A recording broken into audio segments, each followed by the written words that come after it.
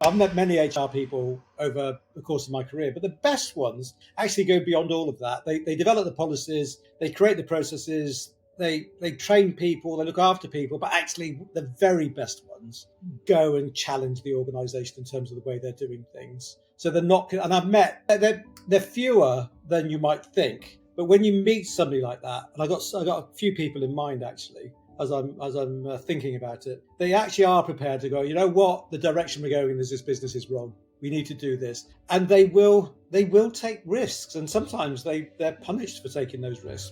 So it's the function, it develops processes, and then the best people are the best HR people actually are those ones who are prepared to speak up. Today's episode of the HR L&D podcast is sponsored by Deal. Now take a moment, if you would, to consider the following pre-show scenario. Imagine you had to visit 16 houses just to cook your dinner. One place has the pots, another has the pans, another has the stove, and another has the food. You get the idea. Sounds ridiculous, right?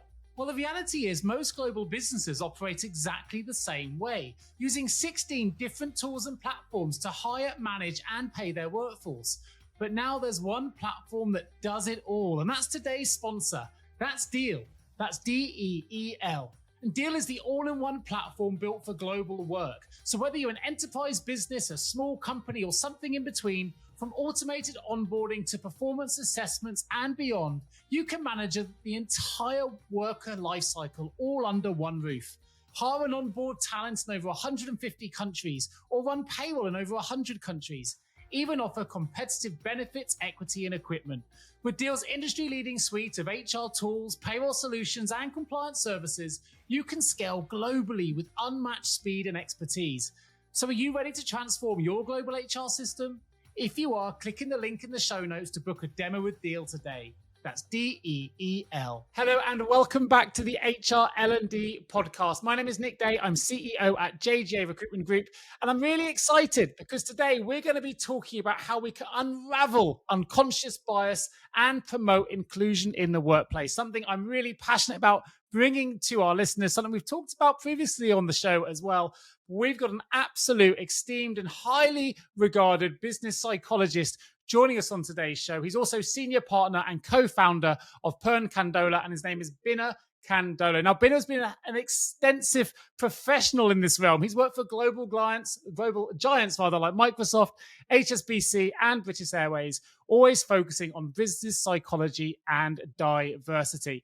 I'm going to let him bring his depth of experience to life on the show, but let's just say he's authored 10 books on these exciting subjects. And today he's going to be bringing his wisdom and his knowledge to you today to really talk about how we can get under the hood of inclusive work practices, unconscious bias, some of the things that perhaps many of you are scared to talk about. People are talking about fatigue in this area, but I think we should absolutely be bringing this right back front and center. And there's no one best to do that today than Binna Kandola. So welcome, Binna, to today's HR&D podcast. How are you feeling? I'm feeling great. Thank you so much for that wonderful introduction. I hope I can live up to it.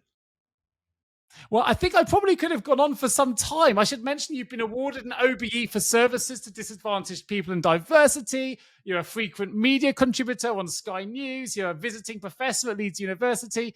You've won numerous awards. I mean, I could go on and on and on, but you do some remarkable work for really all the kind of social conscious issues, really. You've helped support campaigns against racism at work. You're a member of the Asian Power List.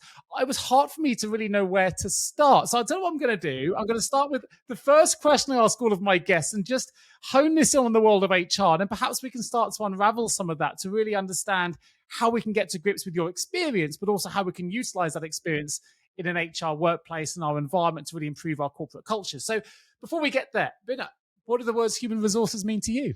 I mean, different things. I think the first thing is that it's obviously a function.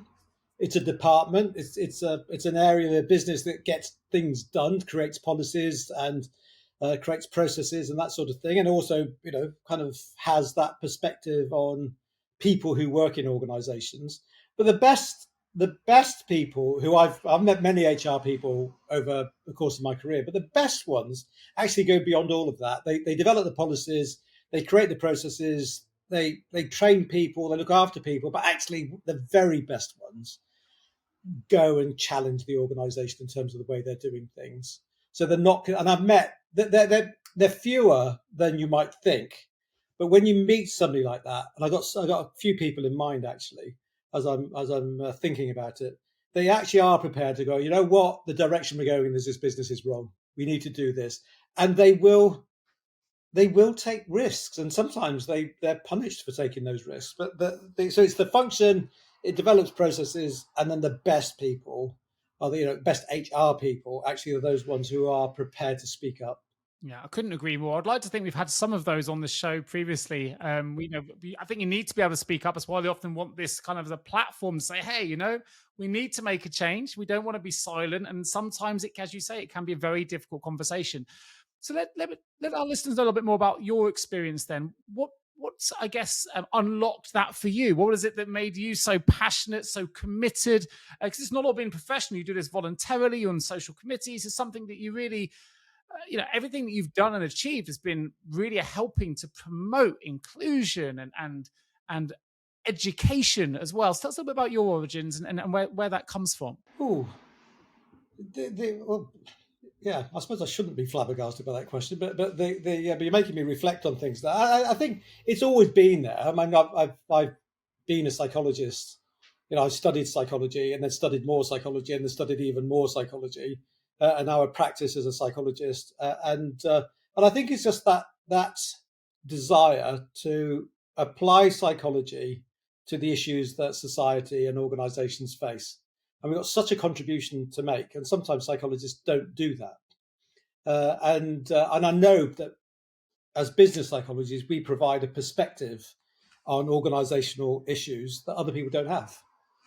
So it's kind of it's kind of being able to make a contribution. And of course, it's not the only contribution that can, that is, because actually having diverse professions and diverse views actually helps us to find more effective solutions. But we definitely have a part to play as psychologists. That's what kind of keeps me going.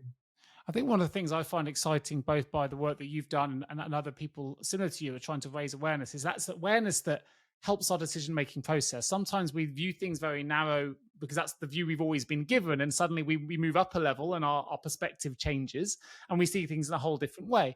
We want to talk a little bit today about unconscious bias, and I wonder if you could just share some of the subtle ways that bias can really impact those decision-making processes, and whether there are some steps individuals can take to improve that level of awareness, maybe to build empathy or build self-awareness. They can maybe able to, I don't know, impact some of that bias. But the classic studies that have been carried out, which you'll be aware of, are the CV studies.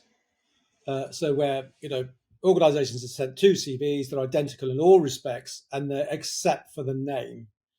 And the name may suggest a different ethnicity, it may suggest a different gender or different sex, and actually to see do the decisions remain consistent, and you find that they don't. So the first studies that were carried out, this was in the late 60s actually, were looking at gender. So you sent people as CVs which are identical, changed the individual, so one's male, one's female, and different decisions were made. And actually, and people aren't doing that consciously. They just kind of they're evaluating they're evaluating the CVs in different ways. They're using different criteria, and in the back of our in our minds, actually, we are applying the stereotypes about males and females to the information that we have in front of us. Now, this has been a consistent finding that we find that men have a bias towards men for leadership roles. Nobody's surprised by that. And we find that women have a bias towards men for leadership roles. Now, it's kind of understanding how this works is actually very important.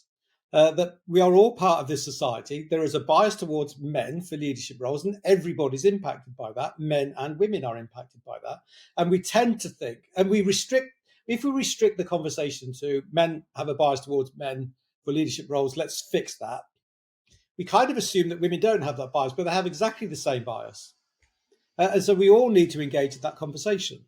It's an interesting point. And actually, I knew the study from the men's perspective. I'm not sure I knew the result from the female perspective. So that's already changed the way that I would view that as just my own awareness of that situation, I guess. And I've read a lot of the studies. It's interesting you mentioned the name part of the CV process. I have maybe a view that not everyone will agree with, but as a recruiter, I really do not believe in removing names off a CV. And I know there's people who think you should blind copy. And I was at a CIPD diversity forum on the panel quite recently talking about this subject. But for me, so much of our identity is within our names. So much of our who we are is within our names, that to take that off, arguably our most important document that we'll ever use about ourselves, seems to me to be something that I would really struggle to do. And I wouldn't, if I would struggle with that, I wouldn't want anyone else to struggle with the same situation, because I think a name is so fundamentally important. However, as you say, some of the studies will suggest that if you do keep a name on there, then maybe then you are promoting an unconscious bias that could ultimately negatively impact your opportunity to getting a job. I'd love to get your view on. Can I just follow up on what you're saying there? Of course, because I think please. you've raised a really important point, and kind of emotionally, I'm with you on this, because I was always against it, but the data is so compelling. You kind of feel like it's an easy change to make. I agree with you totally about this is an important part of your identity.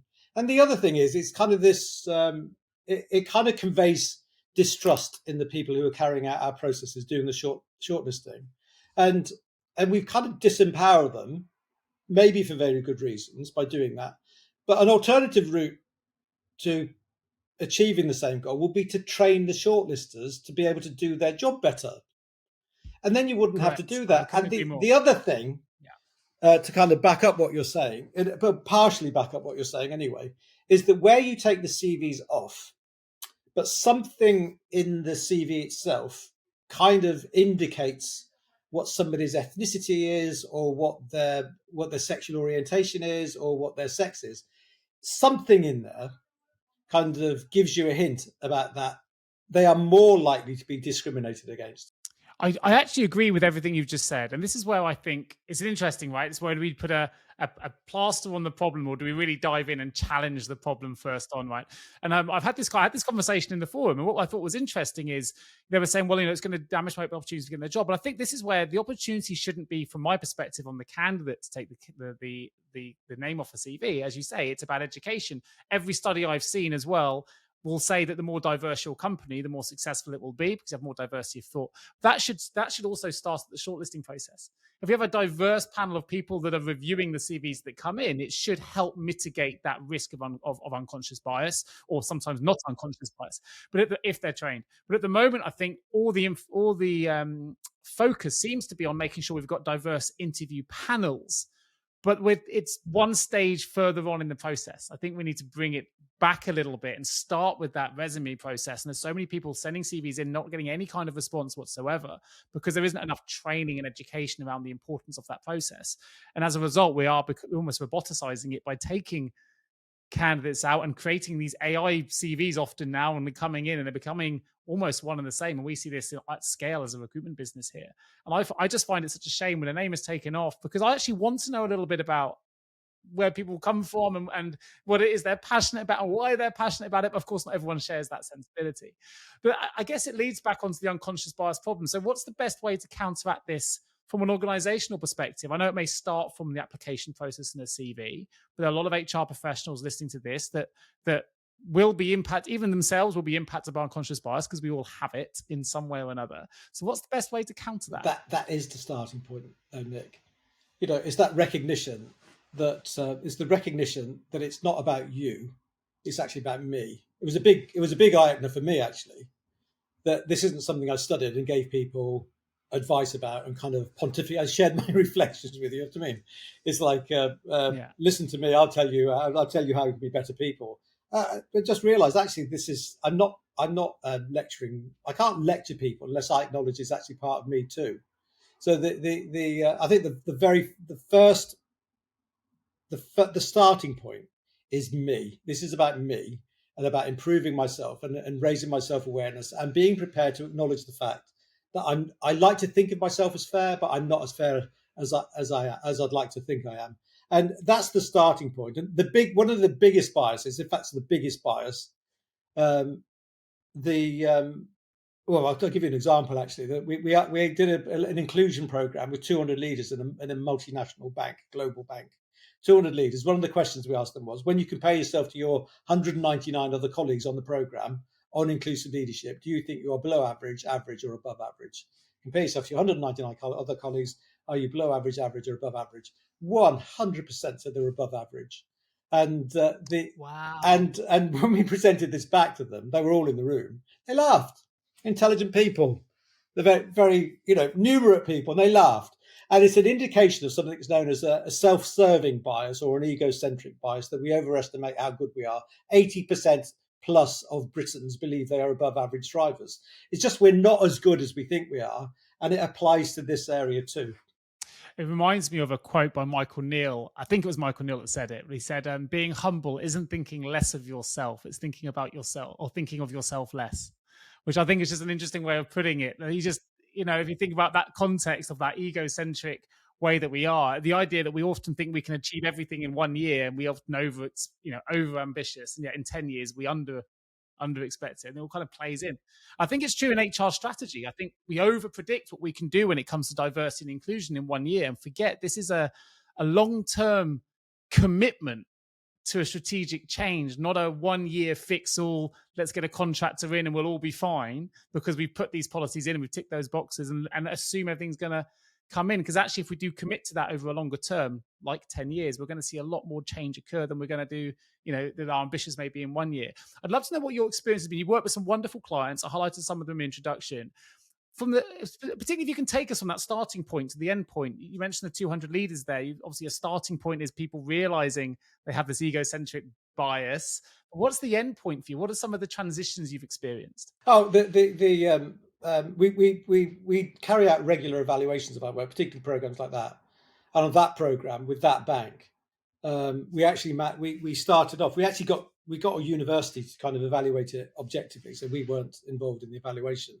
But they had a control group of people who did not go through the program, and they looked at organisational changes that had occurred over a 6-month period during the course of this program. And over that 6 months, there was no change. The people who hadn't been through the program, there was no change in the extent to which people who reported to them, there was no change in their perceptions in terms of them feeling more included and more engaged and more motivated. But the people who'd been through the program felt all of those things. They felt more included, they felt more engaged, they felt that more attention was being paid to their development, irrespective of their ethnicity, their gender, whatever it was. There were more women that had been promoted during those 6 months in that part of the organization. That for those people who'd been through the program, that there were all sorts of indicators which showed that change had been achieved. And there's a Russell Group University now where we've again this is on our website, but an evaluation of the we have 3 inclusive leadership competencies, and something like over 90% of people had improved on at least one of them. Wow. Like a year after, and that not the other 2 ones they may not have had, so they may have been strengths anyway. But they're all improved on something, and then so it's kind of recognizing that. And you've said this in the introduction, actually, and I agree with you totally. Actually, there's a belief that policies and processes and procedures can actually bring about the change, and they can't. It's us. And it's us in terms of the way that, and leaders in particular, the way they interact with people on a daily basis has a huge impact. And just knowing that actually then starts to make us reflect on our behavior. There's a piece of research that was published last year looking at doctors, right? It's a slightly different context, but doctors giving news to patients, whatever the news was, whether it's good news or bad news. If they sat down next to the patient, this hospital patients, if they sat down giving the news to the patient rather than standing up, they were seen as more empathetic. It's a small thing. I'm too much in a rush. I don't want to sit down. I don't want to engage in a conversation. I'll stand up. But it has an impact in terms of the way we're being perceived. It's making people aware that these small behaviours mean a lot. Absolutely. I think also you touched on another point there, which is language isn't just what we say, right? It's our body language has such an impact on the way that we're perceived as well. And sometimes in the world of remote work and synchronous working and all these things where we're missing people over timeframes, we lose some of that we used to pre-pandemic, potentially when we were more office-based, we had a little bit more of those feedback mechanisms, and maybe some of those have been lost. I'd be interested to understand how that may be impacting then the world of inclusion and bias. Just thinking further on that very simple example where someone sits down next to someone, it changes the perception, changes the feeling of empathy. Have you seen the move towards a remote-based working changes impact some of those? It can do. Those feedback mechanisms? It can do. I remember when lockdown first happened. I mean, it's hard to believe it was 4 years ago now. But when lockdown first happened, there were these reports in the press, and they didn't seem to be based on any research, just based on perceptions, that minorities were going to be less. They're going to be less included than because of working with video conferencing. They'd be less included. We were actually doing some research at the time, and we found that everybody was impacted by lockdown. But interestingly, minorities were less impacted by lockdown than other groups. And part of that was that there were different ways now of making yourself known to your boss and to your colleagues. For a start, we were told that I now have exactly the same amount of space on the screen that everybody else has. My boss can't have their back to me, but I can speak up in a meeting. If I can put my hand up in a meeting, like my actual hand. If I still get ignored, I can put a cartoon hand up, and I can keep it there for 10 minutes. I can do something in the chat. There were so many other ways of people being able to get themselves noticed in a way that didn't exist before. So it ironically, and actually counter to what the narrative has been, the minorities, the kind of feeling less included, we actually found they felt more included by using this technology because everybody was equal. Different for mothers, for lockdown in particular, they were the group that were most impacted because lockdown was reinforcing their maternal role as opposed to their professional role. So their identities were most impacted.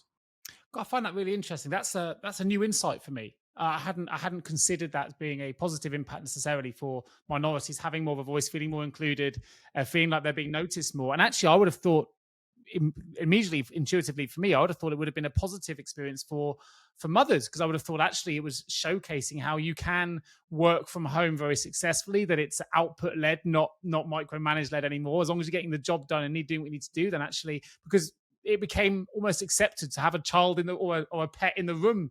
When certainly during the pandemic, where people were showing the inside to their actual working environments to their workforces. So interesting that didn't work as positively. So brand new insights for me. You mentioned earlier with going back to the name thing earlier that we can draw conclusions, often incorrect, but we can draw conclusions of ourselves with unconscious bias of what someone may be from, whatever, from a name. Now, I know from your website, something you talk about a lot is about open dialogue, which is so important for raising awareness. But you talk a lot as well about the importance of open dialogue in relation to religion in the workplace. And often on this show, I've talked about ethnicity, disability, but not so much about religion, and how actually we need to understand how religious practices can, if we get this inclusive element right, how it can really enhance organizational inclusivity and engagement and productivity. So I wondered if you could just share some of your experience in relation to how we can tackle that open dialogue conversation really about religion, how we can use religion to really enhance workplace experience. Yeah, thank you for bringing that up. This research has been a real eye-opener for me.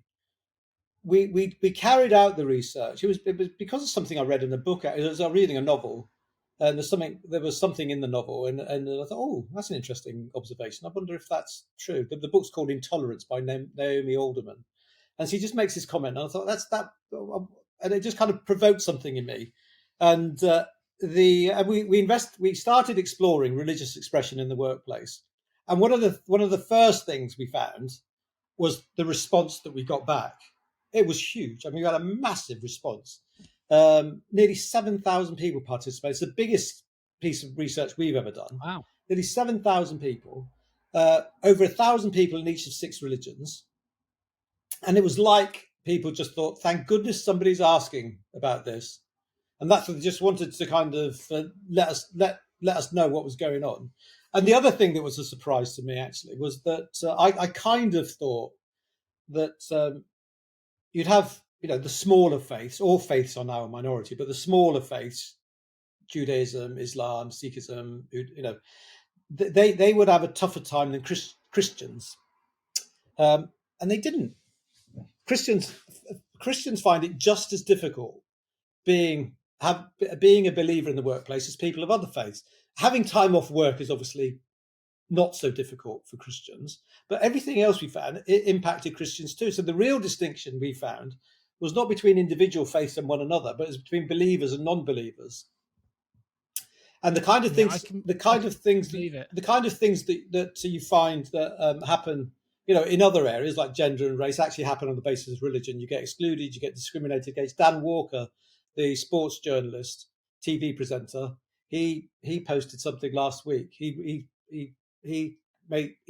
said that he knows that he has lost really great broadcast jobs, because he doesn't work on Sundays. Interesting. Yeah. Okay. And it's just and talking to people of faith who have a faith. I've talked to Asians and African Caribbean people, and they several have told me actually that whilst people define them in terms of their ethnicity, for them it's less important than their faith. I find it really fascinating, because for those, whatever religion you might be, whatever faith that you choose to follow, it's such an important part of your life. And we talk about how important it is for companies to live the values that they put out there, right? It's easy to put values out, but very hard for them to live them and hold them accountable for the values that they have. Equally, companies expect people that interview for the jobs to share those values in their behaviors, and they want to hire people that embrace those values. And yet there's definitely a fear about people sharing their religious, what's the word I'm looking for? That I've lost my train of thought has gone, but the kind of religion that they follow, or the beliefs that they have, or the faith that they follow, because there is a fear that there may be some judgment on the back of that. And it seems such a shame when it's such an important aspect of their lives that that's something you would hide away. I think what's interesting from my perspective is we're starting to see people talk about wage transparency now. This was a taboo subject. You never talk about what you're earning in the workplace. You never talk about whether it's fair and transparent. And now suddenly people are starting to talk about it. And the more people talk about it, the easier that conversation is becoming. It's almost the same with religion at the moment. It's still seen, for whatever reason, to be an almost taboo thing to bring up. People are fearful of the reaction they will get by confirming a belief system, a religion, a faith, which I just think when in a world of inclusion and well-being and values, and with companies really pushing that you need to have certain values and we need to live these values, that this is something that people are so still afraid of sharing. So I guess the question for you, Binna, is how do we overcome this? How do we make more of an open, psychologically safe environment for people to be willing to share? Because I would think I won't be able to get the best out of my employees unless they're open to sharing it, because you're working always holding something back. Yeah, and that makes it. Oh no, it's what you said is so profound. Actually, that's exactly what happens. That's exactly what happens, is that people don't share, So I gave the example of Dan Walker, where he said he has definitely been discriminated against because of his religious beliefs. But what we found in our research, though, is that there are also occasions where, when people shared, the response from their colleagues was so positive, it actually improved the team environment for everyone.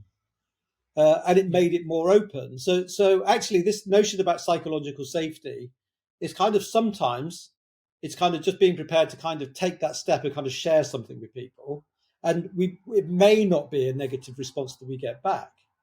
But we do need to ensure that we kind of normalize the discussions about faith, and that we need to keep our own attitudes in check when we come across people who are who have strong beliefs.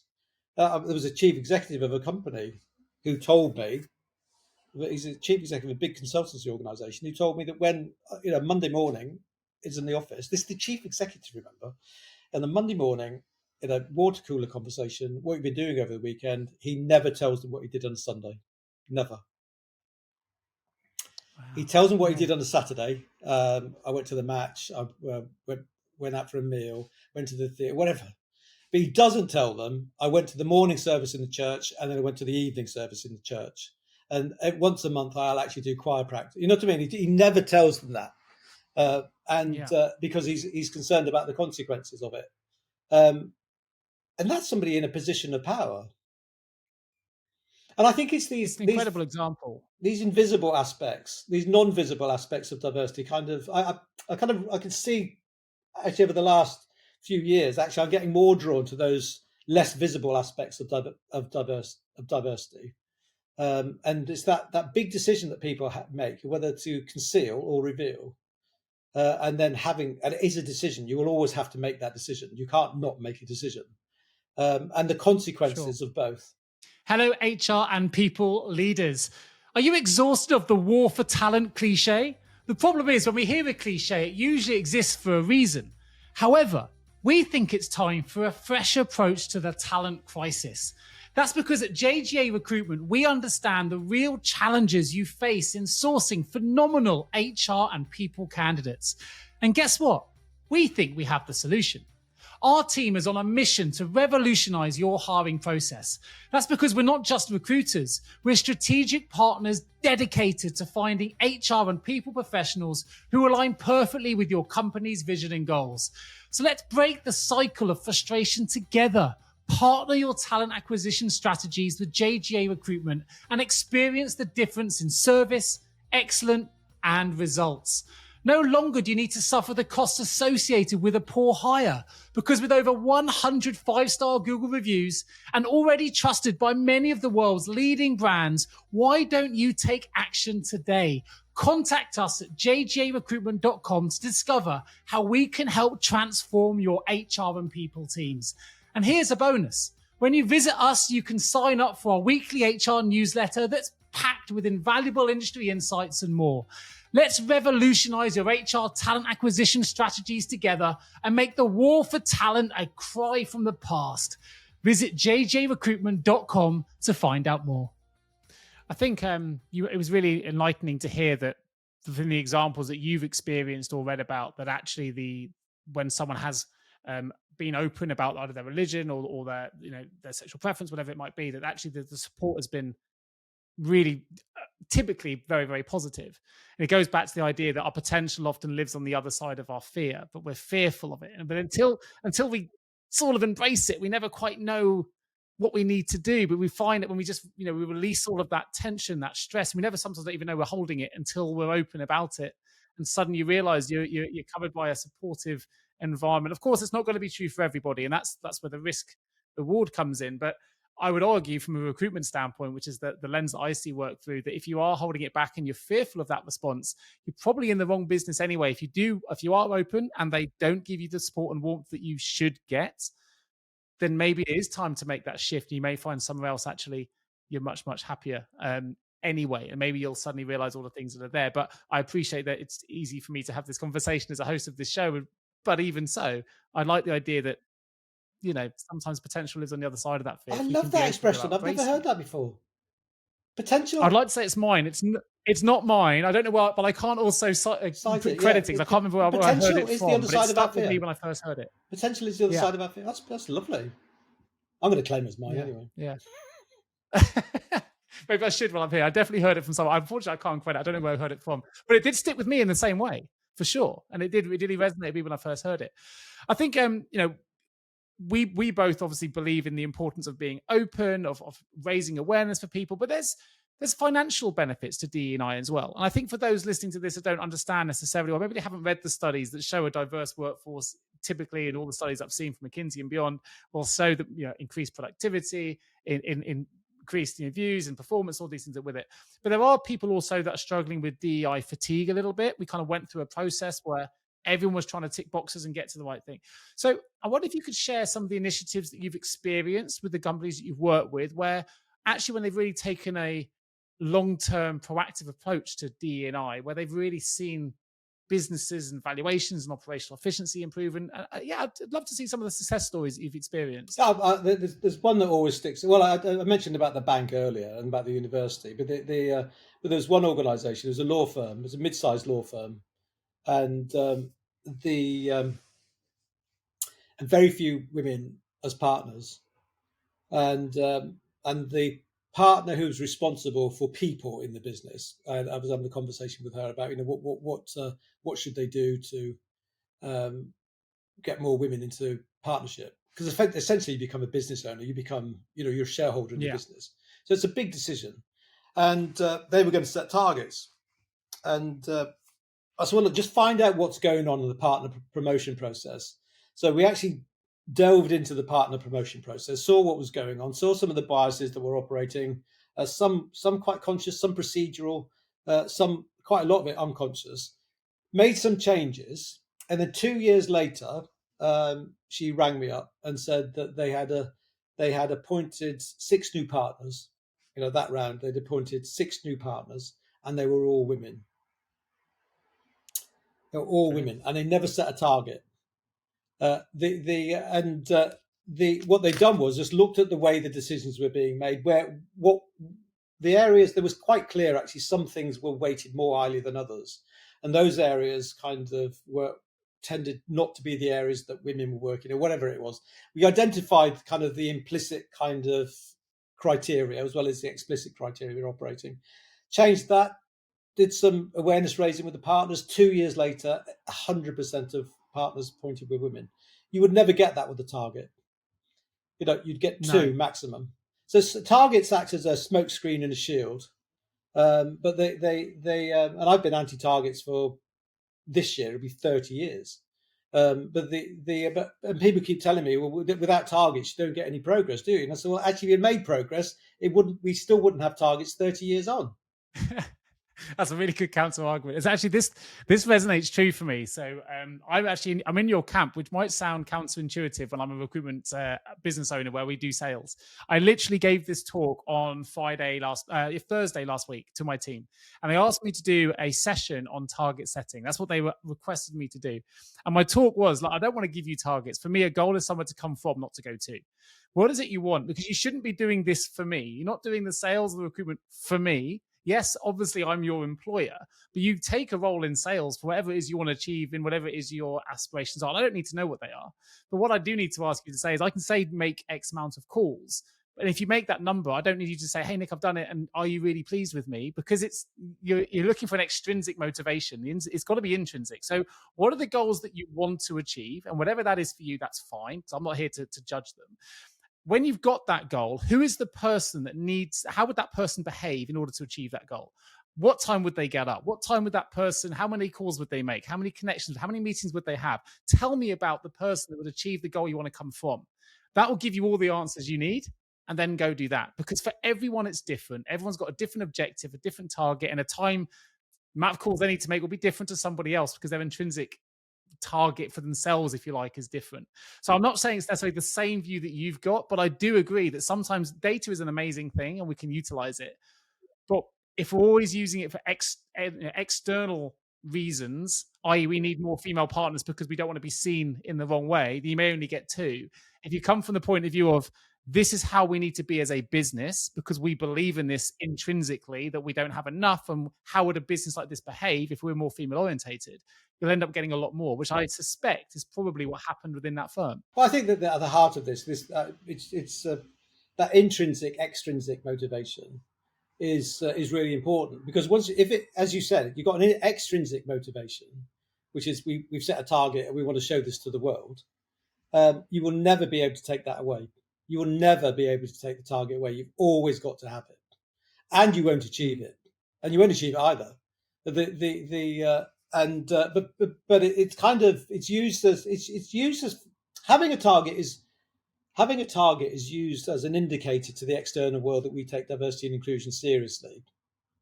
Whether it's a good indicator or not, we take it seriously, and we're not going to achieve the target in any case. So there's no harm. There's no harm in having a target. Nobody need worry. We're not going to achieve it, but it will look good. And how many targets can you set?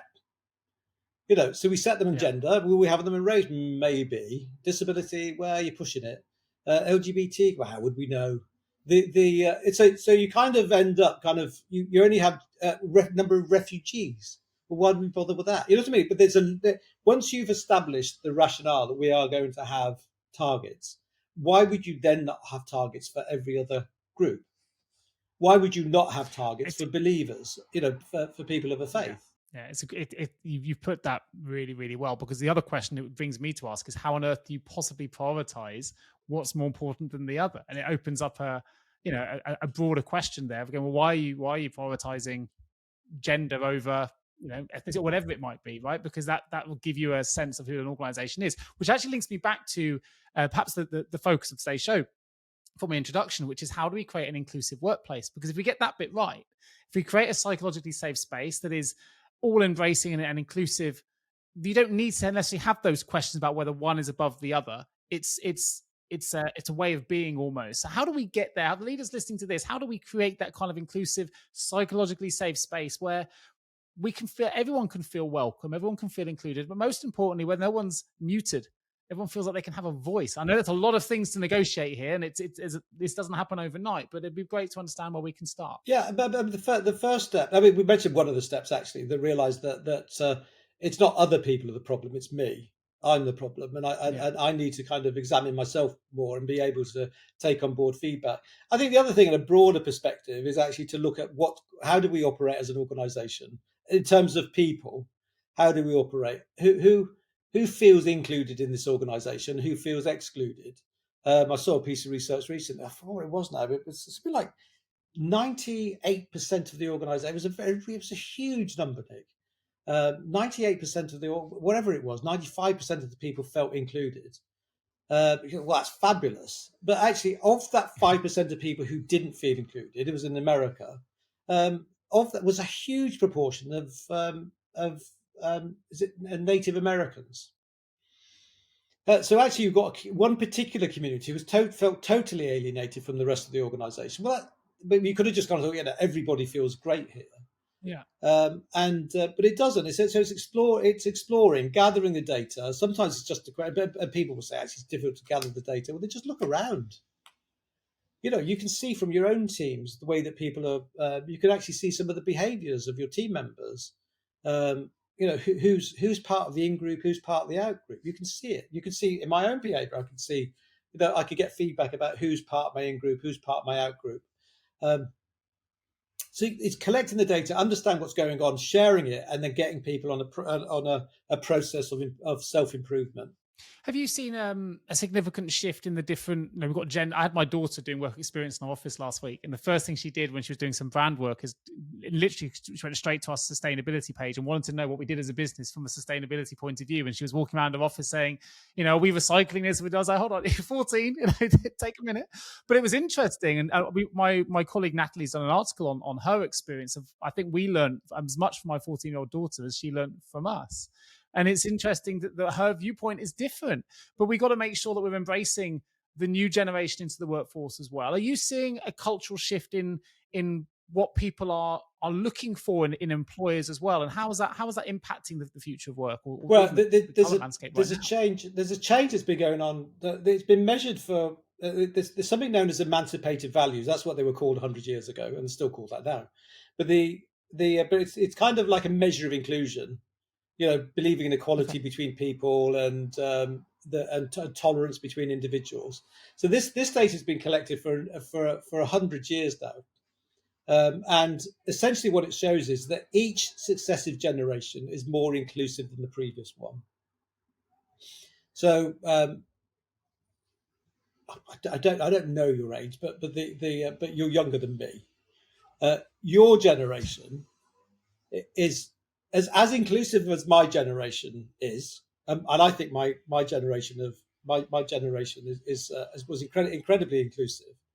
My generation was more inclusive than the generation that went before us. The next generation is more inclusive than I am. The next generation after that, which could well be your daughter's generation or the one after that, is more inclusive again. It's a wonderful story about human acceptance of others, people's acceptance of others. We are becoming more inclusive. And we just need to recognize that however inclusive I am, I need to understand that the generation of young people now joining our business, they're more inclusive than me. And their expectations, there's a core of expectations that are the same, but some of their expectations will be different. and I have to adjust to that. That makes sense. Certainly, I'll definitely say my daughter's generation is more accepting than mine for sure in the way that she views everything. To be honest, so I can understand that. We're in a world as well of digital transformation. Of course, we're seeing AI articles pop up everywhere, and people talking about how technology is improving businesses. I wonder, from your perspective, Binna, how is technology supporting minimizing bias in the workplace? How is technology supporting inclusion in the workplace? Or is it? We've talked about data quite a lot today, and everyone's talking about the power of data being the most expensive commodity in the world now.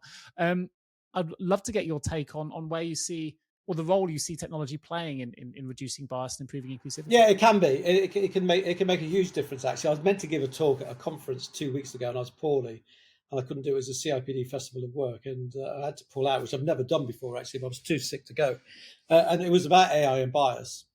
I'm generally a very optimistic person, so I can see the way that AI can actually bring a lot of benefits um, to the way we make decisions in the workplace, and it's so easy to kind of get information now, particularly like adjustments you can make for disabilities, for example. I mean, you can get this information in a much more accessible way than we were ever able to. But actually researching about artificial intelligence in terms of recruitment, selection, career decisions, promotions, the way that AI is kind of the way we build these systems, you get all this data. The data is then the system is then trained on this data to identify patterns. And as it's collecting data from society, the biases that we have as a society are then reflected in the output. So you've got facial recognition schemes which don't recognize black faces, for example. You have rather, you remember that thing you saw the other week about where they're trying to adjust for bias, and you got images of Gestapo, Second World War Gestapo, and they were women and Asians and Africans. You go, well, that's kind of, so you could see actually trying to correct it, you end up with these kind of anomalies. But asking AI for careers advice for girls. What does an economics professor looks like? Well, it looks like this. Probably white, probably got a beard, probably wears glasses, probably got a tweed jacket, and so the stereotypes that are held actually then got kind of get absolutely kind of stuck into the systems themselves. So we need to keep questioning those systems, and we need to ask the right questions of the people who I'm not technical in this area, but just being able to ask the right questions is going to be important, I think. I think it's a really important observation, because people forget when we use these, particularly the language learning models, the likes of ChatGPT, which is one everyone's talking about. It's pulling information from people that wrote articles with an unconscious bias or a conscious bias in the first place. It's pulling that information in. All the data it's taken in has already got a bias written in, whether we understand it or not. And of course, it pulls from multiple places. But as most of the articles we're going to be pulling from is going to be from the majority, not the minority. And it's going to be written by people, whoever you are. Everyone has an unconscious bias of some sort that has some kind of agenda or an unconscious bias that's written in. And of course, if we're utilizing those articles and we're putting it on a loop, and a lot of people are now publishing articles as their own, which actually for me exacerbates the potential danger of this, is it becomes its own echo chamber of unconscious bias that gets cycled around, and other people then will pull on other AI written articles, which will form the basis of their AI written article, and it becomes a potential problem. So I do think maybe I've gone too big with this, but I can see it being an issue the more it's being used. So I think you're absolutely right to point out that we need experts, it's not me either, that understand how these algorithms work, to make sure that when it does pull in the information, we're not just pulling in biased data in the first place that is then feeding out and continuing the rhetoric that we don't want. And I think there is a danger there. As helpful as it can be, there's a risk, like with any technological advance. Absolutely. And you do find, though, I mean, the big firms like Microsoft, they've got something called Fairlearn, and they're actually kind of getting anybody around the world to kind of assist them, actually collaborate with people in order to kind of make their own AI systems fairer. The big firms, I think, because there's so much focus on them, and quite rightly, they're responding. It's kind of those organizations you've never heard of, who say they've got an AI model. I kind of thought, well, I can't, I wouldn't. These are the ones we need to ask these questions of everybody. But I think some of these firms you kind of don't know anything about them. I think it's even more important. Mm.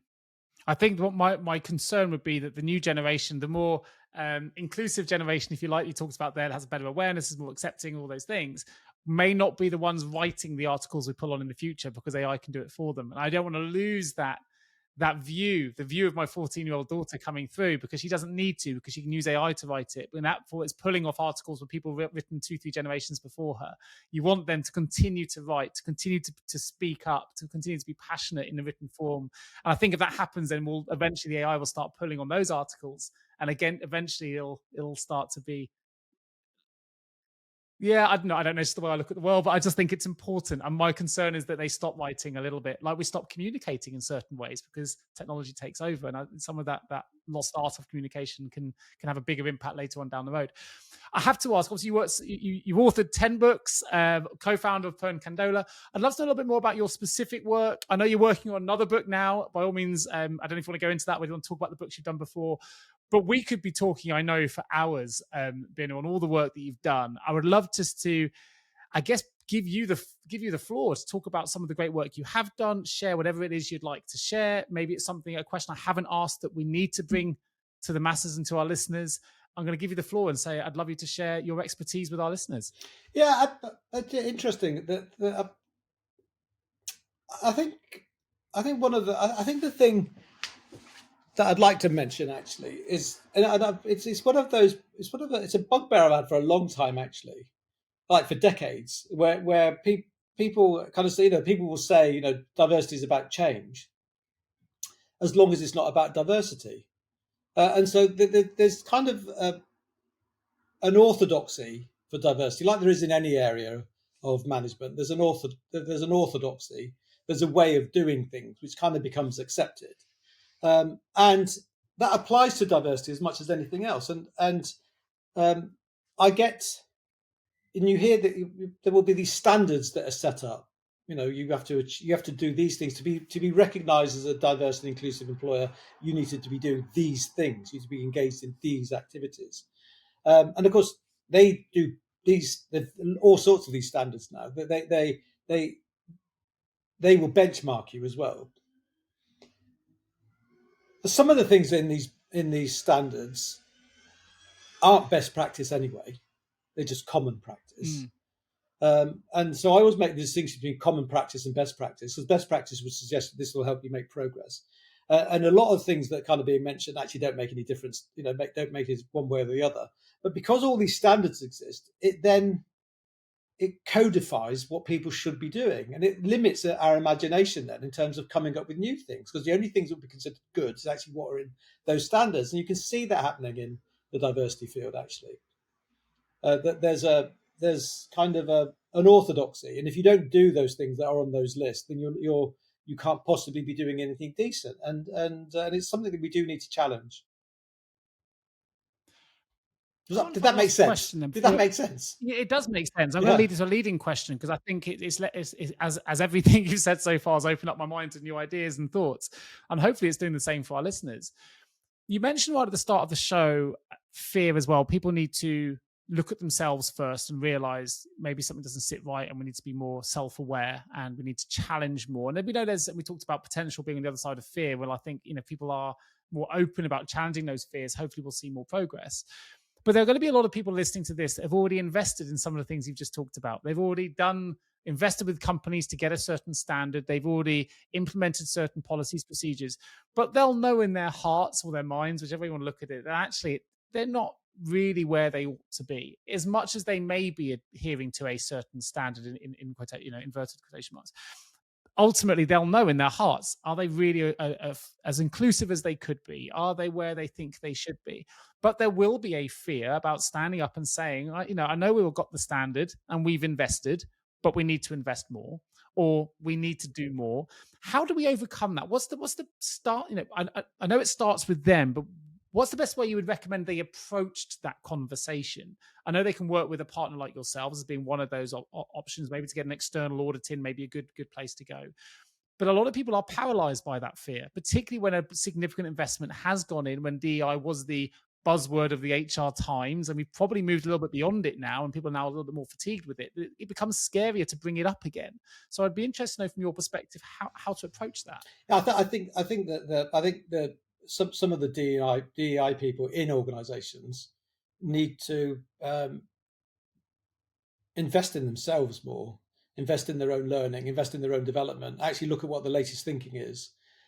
Because if they're going to be that influential in organisations, that it's kind of incumbent on them then to kind of earn their crust really, and kind of say, I am going to continue to develop, and I'm going to kind of, some of it may be going more down the academic route, so we actually know exactly what the research tells us. So diversity is so we mentioned earlier actually about diversity is a good thing. It's kind of a mantra that kind of gets trotted out. And McKinsey showed this. Well, McKinsey kind of showed that, but they don't show causation.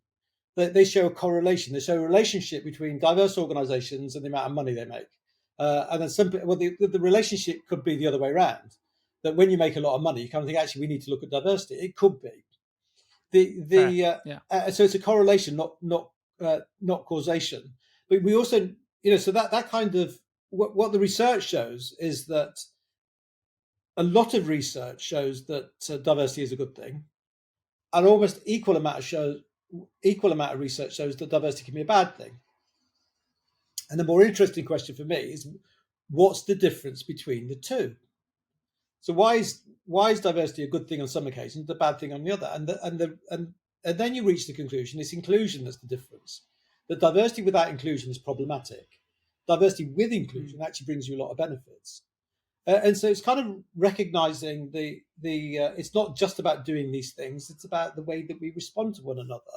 It's about the way it's kind of focusing on the human aspect of this, because that's where all of our prejudices start and end.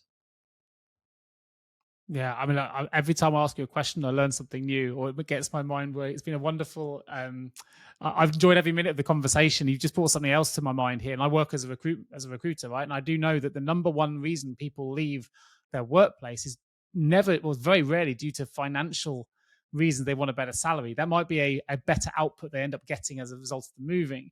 But if someone feels fully respected, valued, welcomed, and included, if all the other things are okay, it's very, very rare they'll want to leave that organization, because who would want a better salary to walk into an environment where you don't feel welcome, you don't feel included? And that risk is often too great a risk to take in order to, convince someone to make a shift.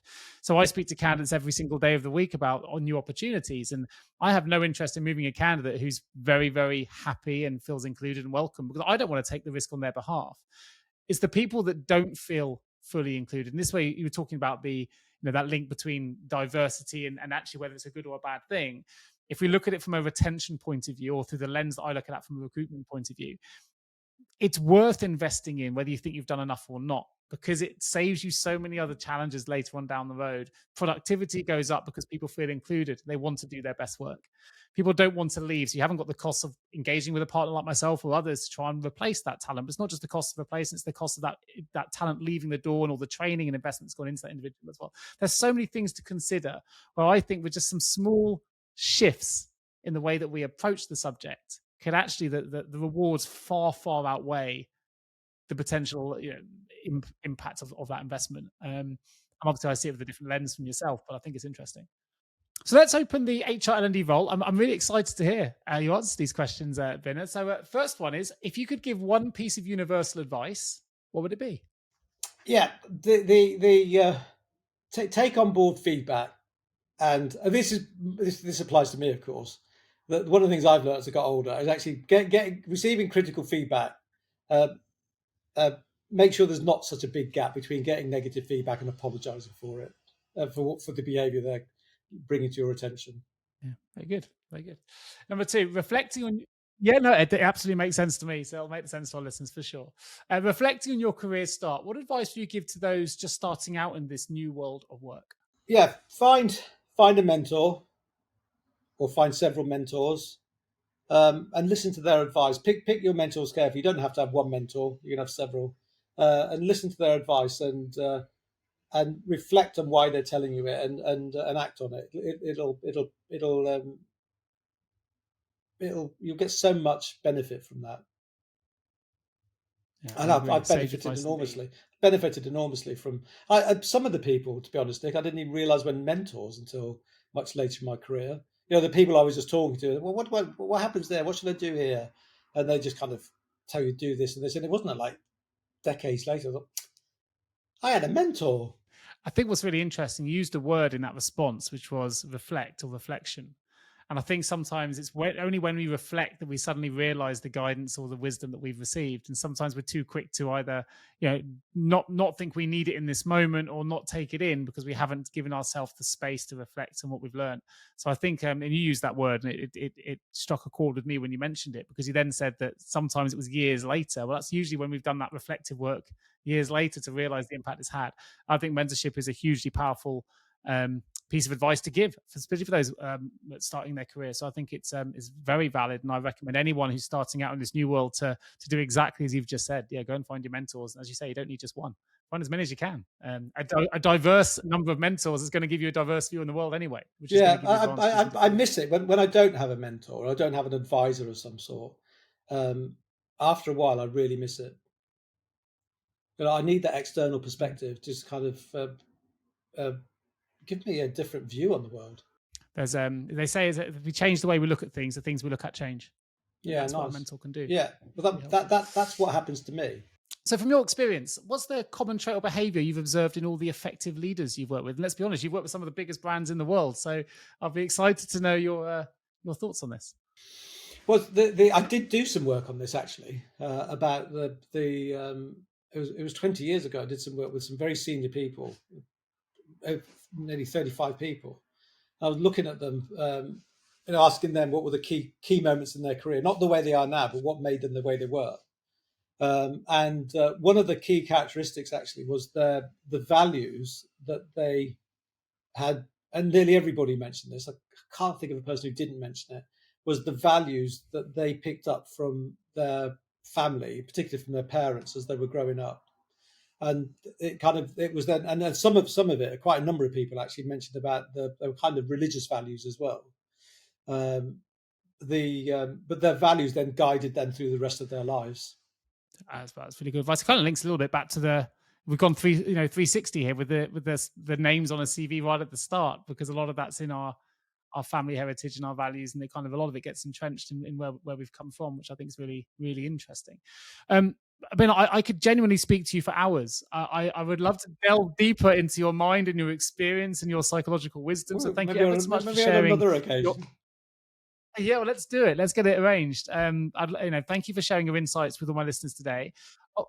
Of course, for those that want to find out more, I should mention you've got a fantastic blog that talks about unconscious bias, inclusion, and many other things on your website, which is pearnkandola.com. Is there anything else you'd like to direct our listeners for those that are keen to find out more about the work that you do? Maybe they want to engage with you.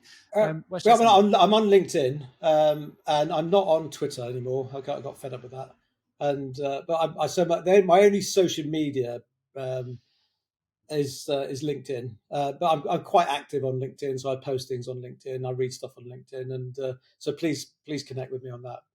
Super. Well, I'll make sure your LinkedIn profile is in the show notes. So if anyone wants to click straight through rather than try and find it, go to the show notes. Binna's LinkedIn profile will be there for you to find. I'll also put a link to his website as well, but just to remind everyone, is pearnkandola.com. So please do check it out. Excellent blog, well worth following. I cannot recommend it enough. Can't recommend following the work that you do enough. And there's obviously a lot more for people to find in terms of tools and resources on that site as well. So please do check that out. Just leaves me to say a huge thank you to Binna Kandola for joining me today on the HR podcast. Of course, if you do need support recruiting great talent in the HR space, please do get in touch with any of my colleagues or friends. My link will also be in the show notes, which is jgarecruitment.com. Just leaves me to say one more huge thank you to Binna. Thank you for listening to today's show. I've been your host. My name is Nick Day, and I'll bring you the next show of the HR L&D podcast real soon. Binna Kandola, thank you. Today's episode of the HR L&D podcast is sponsored by Deal, the all-in-one global people platform that simplifies how you manage the entire global team lifecycle. From contractors, direct employees, EOR, and more, you can manage them all in one place with Deal. Hire and onboard talent in over 150 countries in minutes, or run payroll in over 100 countries with just one click. Offer competitive benefits, equipment, and equity from a single dashboard. Even customize career roadmaps, performance assessments, and more for your team through Deal's suite of AI-powered learning and development tools. So no matter your global business goals, Deal's team of over 200 legal experts keeps you compliant with local laws every step of the way. So whether you're an enterprise business, a small company, or something in between, Deal is built to meet your unique global HR needs. Ready to transform your global HR? Click the link in the show notes to book a demo with Deal today. That's DEEL.